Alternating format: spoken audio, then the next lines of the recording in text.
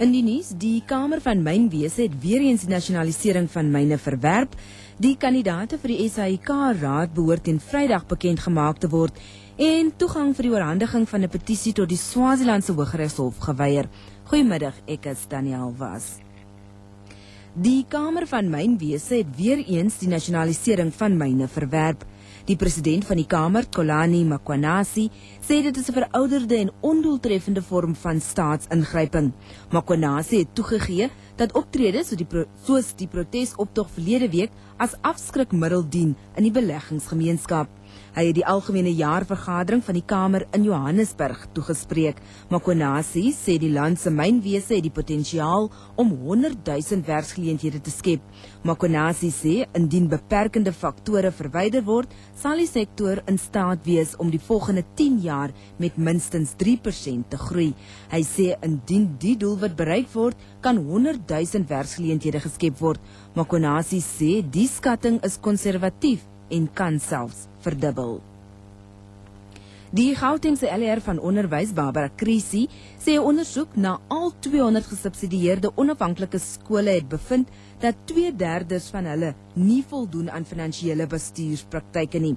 Sy het 'n oorsig gegee van onafhanklike skole in die provinsie na die inhegtenisneming van 'n pastoor op aanklagte van wanbesteding en omkopery. Dit hou verband met die wanbesteding van subsidiefondse aan die Ekukanya skole in Ramaphosa en Denver. Krisi sê die ondersoek toon dat 80% van onafhanklike skole voldoen aan infrastruktuurstandaarde, maar die meerderheid se finansies is nie in orde nie. Huispryse bly onder druk met die jaar-op-jaar groei wat verlangsaam het van net meer as 5% in September tot 4,5% in Oktober. Dit is volgens die jongste ENB huisprysindeksverslag. Die bank sê 'n kombinasie van 'n swak markbalans, stygende inflasie en middelmatige ekonomiese groei gaan na verwagting die groei in huispryse verder demp.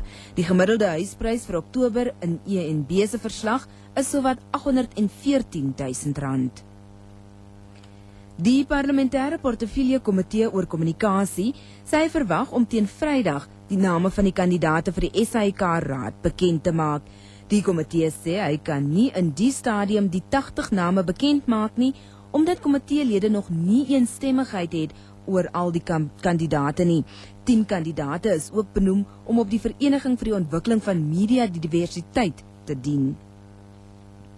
'n Voetganger is dood toe 'n vragmotor hom op die N3 in Pietermaritzburg in die rigting van Durban getref het.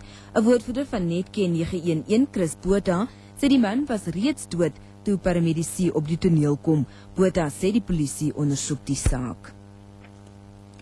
Inwoners van Khayelitsha buite Kaapstad sê hulle het genoeg gehad van geweld teen onskuldige kinders.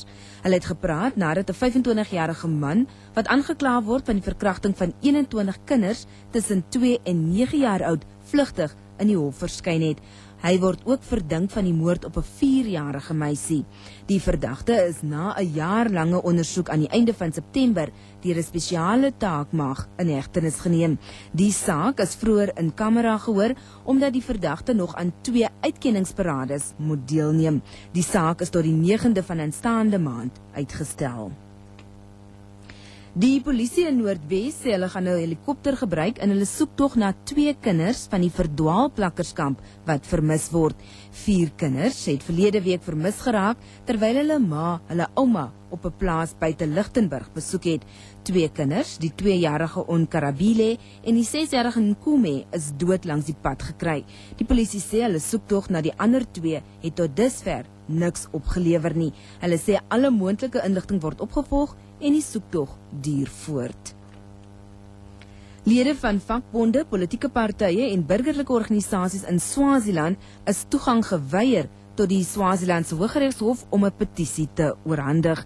Hulle eis dat die regering die beheer oor 2 van Koning Mswati III se beleggingsmaatskappye oorneem. Die polisie het pepersproei gebruik om die opstandige betogers uiteen te jaag. Slegs uitvoerende hoofde van die vakbonde en organisasies is toegelaat om aan die optog deel te neem. Hulle sal weer later vandag vergader. Ten slotte weer die hoofnuus. Die Kamer van Mynwese het weer eens die nasionalisering van myne verwerp en gesê dit is 'n verouderde en ondoeltreffende vorm van staatsingryping.